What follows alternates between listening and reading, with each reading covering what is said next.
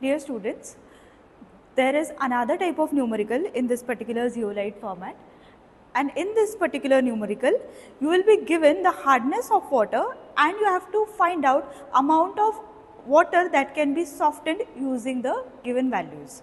So previously in your other videos, Manisha ma'am has told you regarding these cases. The steps required for this solution are same, but there is only a single change in the last step. So what it is, we'll have to see in this numerical. First we'll understand exact thing that has been given to us and what is given, and we'll find out the exact values. So the question is, an exhausted zeolite softener was regenerated by 45 liters of 25% NaCl solution.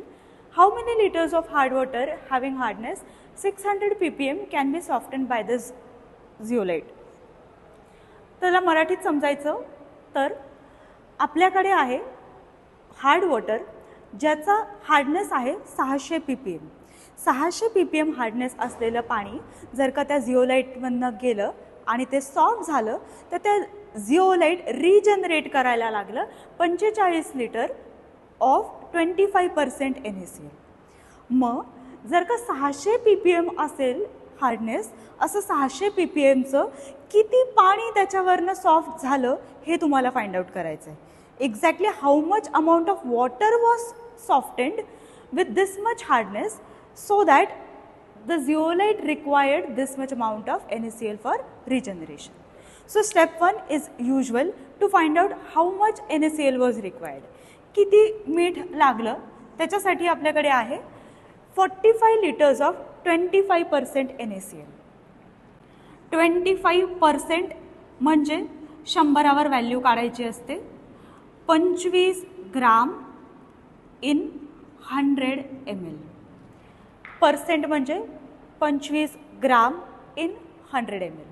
याला पहिले convert करून घ्यायचं 1 litre वरती bye multiplying it by 10. 25 ला multiply केलं 250 ग्राम in 1 litre. 1 लिटरसाठी 250 ग्राम लागतं. तर असं 1 लिटर सारखं 45 लिटर सोल्युशन बनवायचं असेल तर याला पण मल्टिप्लाय करायला लागेल 45 ने, याला पण 45 ने. तुमचं टोटल आन्सर येईल 11250 ग्राम NaCl in 45 litres of water. म्हणजे जेव्हा पाणी सॉफ्ट केलं तेव्हा रिजनरेट करायला 45 लिटर पाणी लागलं मिठाचं आणि त्याच्यामध्ये होतं 11250 gram of NaCl. Will use this in step 2. आपल्याला माहिती आहे 58.5 ग्राम NaCl असेल तर त्याचं इक्विव्हॅलंट असतं 50 ग्राम CaCO3. या केसमध्ये आपण घेतलेलं आहे 11250 gram of NaCl.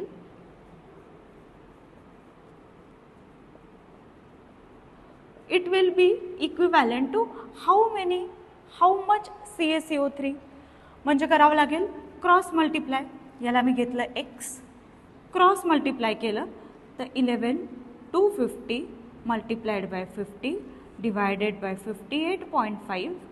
This will come out as 9615.38 gram of CaCO3.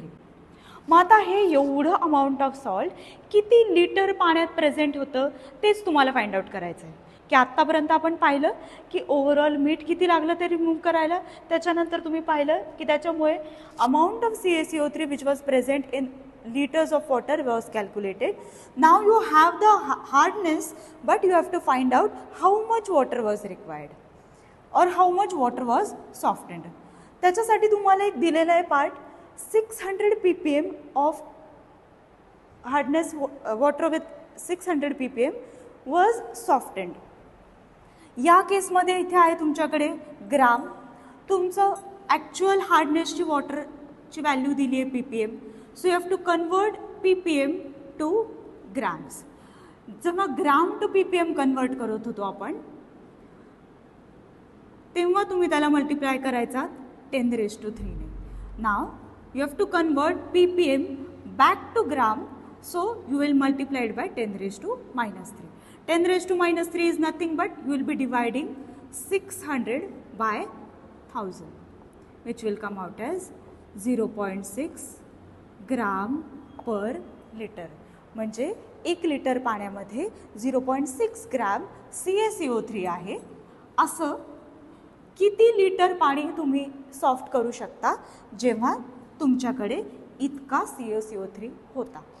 So will simply divide 9615.38 by 0.6. This answer will come out as 16025.64 liters. म्हणजे जर का पाण्यामध्ये 600 ppm चा हार्डनेस असेल असं पाणी झिओलाइटवरनं सॉफ्टन केलं तर 16,225.64 लिटर एवढं पाणी त्याच्यातनं सॉफ्ट होत आहे. This is what was asked. Calculate how many liters of water can be softened. So simply there was one change that you had to convert ppm back to gram because previous part मध्ये तुमचं gram मध्ये answer आलं. So you have to again convert it back to gram so that you can get this particular answer. Simply divide the previous value by 0.6. You will get the value of liters of water which can be softened through this zeolite. Thank you.